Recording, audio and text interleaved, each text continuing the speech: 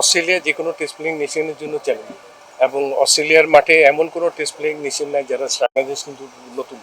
তো আমার মনে হয় যে এখানে ব্যাটসম্যানদের অনেক কিছু করণীয় আছে, এবং যেটা বাউন্সের কথা বলছেন যে অতিরিক্ত বাউন্স, ওখানে অস্ট্রেলিয়ান বোলারদের হাইটটাও দেখবেন যে ওরা কিন্তু ন্যাচারালি ওদের উইকেটের একটু থাকে, ওরাও কিন্তু ওদের ব্যাটসম্যানরাও কিন্তু এই বাউন্সের মধ্যে খেলে অভ্যস্ত, যেটা আমরা অভ্যস্ত না।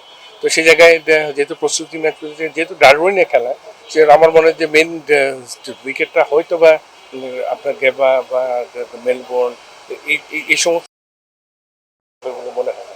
তো তারপরেও যেহেতু প্র্যাকটিস ম্যাচে একটা বাজে সময় গিয়েছে, তারপরে অনেক কিছু করণীয় আছে, এবং এই 2-3 দিনের অনুশীলনের যতটুকু তাড়াতাড়ি সম্ভব নিজেদেরকে ইউজ করতে হবে এবং টেস্ট ম্যাচের জন্য তৈরি হতে হবে।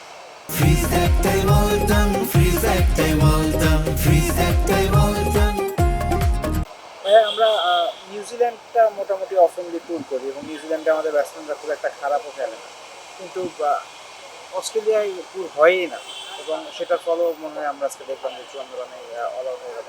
এই টুর না হওয়াটা এতদিন দুঃখজনক ছিল কিনা, বা এখন থেকে একটা নতুন দরজা খুলবে কিনা?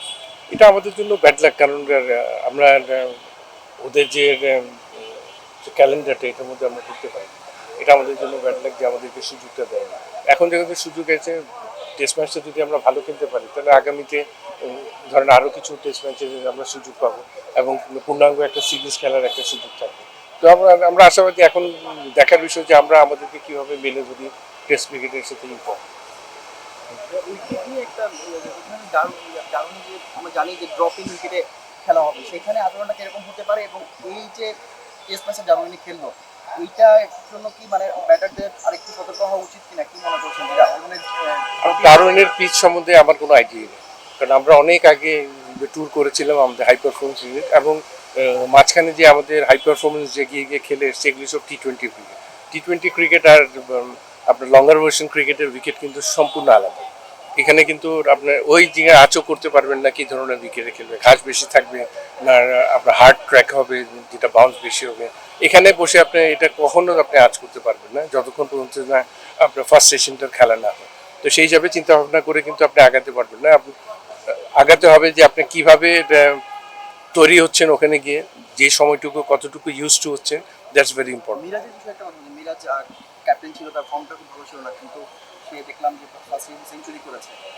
আসলে যে ক্যাপ্টেন্সি থেকে যাওয়ার পর সেটা একটু মানে কি মনে হচ্ছে, একটু চাপমুক্ত থাকার কারণেই কি তার ফর্মটা মানে ফিরে আসতেছে, এরকম কোনো কিছু কিনা? আমাদের রেড বল ক্রিকেট আর হোয়াইট বল ক্রিকেট তো আলাদা, সে তো রেড বল ক্রিকেটের ক্যাপ্টেন ছিল। তো সুতরাং এখানে যেহেতু রেড বল ক্রিকেটের খেলা টেস্ট ক্রিকেট, সেখানে সে ওর মতোই মনোনিবেশ করবে, এবং ওর টেস্টের পারফরমেন্স যথেষ্ট ভালো আছে। 3 দিনের ম্যাচে একটা 100 করেছে, যেটা অন্যান্য ব্যাটাররা পারেনি। তো সেই হিসাবে আমি মনে করি টেস্ট ক্রিকেটে ওর থেকে আমরা আরও ভালো কিছু আসে। তাইজুল একটু চোটে পড়েছে, তার প্রথম টেস্টে খেলা না খেলেন একটা সংশয় আছে। তাইজুল যদি শেষ পর্যন্ত খেলতে না পারে, সেক্ষেত্রে আসলে বাংলাদেশ দলের ইম্প্যাক্টটা কিরকম?